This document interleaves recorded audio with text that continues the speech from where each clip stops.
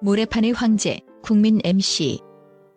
강호동이라는 이름 앞에는 언제나 거대한 수식어가 따라붙는다. 브라운관을 압도하는 에너지와 지축을 울리는 듯한 우렁찬 목소리로 대한민국을 들었다 놨다 하는 그 사람들은 그의 통장 잔고와 재산 규모를 어림짐작하며 그가 사는 집은 으리으리한 성과 같을 것이라고 상상한다. 하지만 놀랍게도 그의 사생활은 철저한 베일에 쌓여있다. 방송에서는 모든 것을 보여줄 것처럼 호탕하게 외치지만 카메라가 꺼진 후 그의 삶은 미스터리 그 자체다. 과연 천하장사에서 예능의 황제가 된 이 남자는 어떤 곳에서 살고 있을까? 최근 그의 수백억대 부동산 투자 사실이 알려지며 그가 사는 집에 대한 미스터리는 더욱 증폭되고 있다. 이것은 단순히 한 연예인의 부에 대한 호기심을 넘어선다.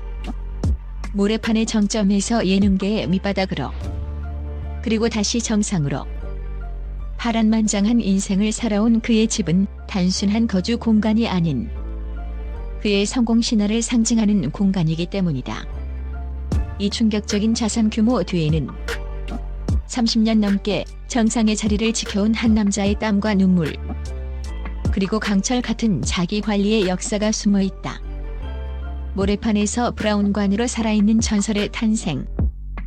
강호동의 전설은 1987년 삿발을 맨 18세 소년의 등장과 함께 시작되었다. 그는 단순한 거구의 선수가 아니었다. 압도적인 힘에 동물적인 승부 감각과 기술을 더해 모래판을 하나의 거대한 무대로 만들었다. 호요하는 그의 모습에 관중은 열광했고 마침내 1991년 민속 씨름의 최고 영예인 천하장사 타이틀을 거머쥐며 한 시대를 완벽하게 풍미했다. 천하장사는 단순한 우승이 아닌 당대 최강의 사내라는 상징이었다. 모두가 그의 시대가 영원할 것이라 믿었을 때 그는 정상의 자리에서 돌연 은퇴를 선언하고 예능계로 뛰어드는 파격적인 행보를 보였다. 당시 방송계는 운동선수가 뭘 하겠냐. 힘만 쓰는 사람은 단순하다는 냉소적인 시선으로 가득했다. 하지만 그는 자신만의 독보적인 캐릭터로 그 모든 편견을 깨부쉈다. 초반의 길은 험난했다. 씨름판의 언어와 방송의 언어는 달랐다. 하지만 그는 주저앉지 않고 이경규와 같은 대선배들 밑에서 처음부터 다시 배웠다. 마침내 KBS 1박 2일에서 보여준 복스러운 먹방과 멤버들을 이끄는 강력한 야전사령관 리더십. SBS 스타킹과 강심장에서 게스트의 이야기를 끌어내는 노련함. 그리고 JTBC 아는 형님의 예측 불허 콩트까지. 그의 손을 거친 프로그램은 어김없이 국민 예능의 반열에 올랐다.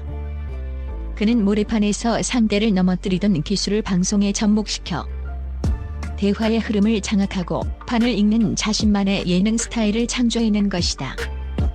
그의 위대함은 화려한 수상 경력이 증명한다. KBS, MBC, SBS 방송 3사연의 대상을 모두 석권하는 그랜드슬램을 달성한 몇 안 되는 예능인. 이는 그가 단순히 웃기는 방송인을 넘어 한 시대를 대표하는 문화 아이콘임을 보여주는 명백한 증거다.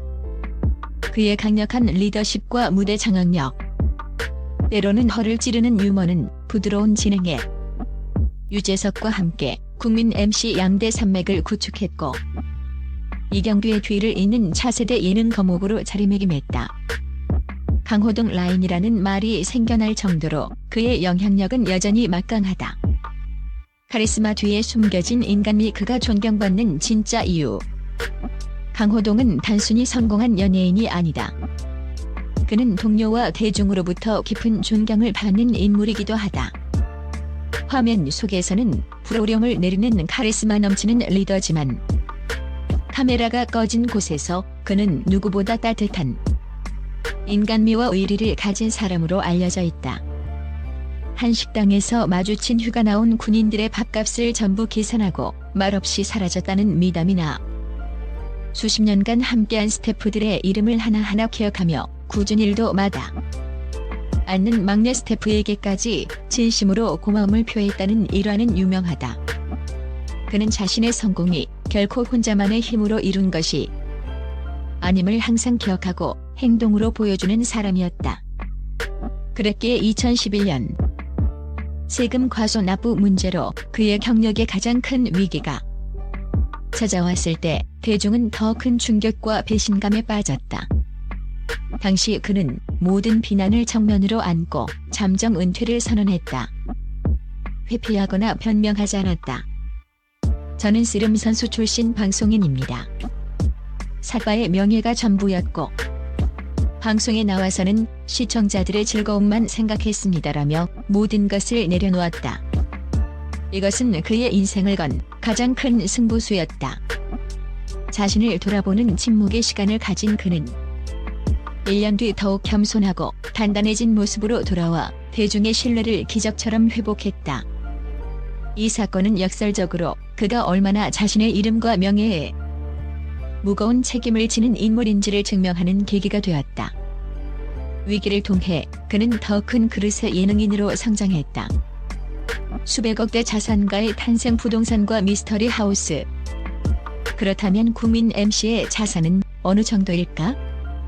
전문가들은 그의 연간 수입이 회당 수천만 원에 달하는 방송 출연료와 편당 수억 원의 광고 수익을 합쳐 100억에서 150억 원에 이를 것으로 추정한다.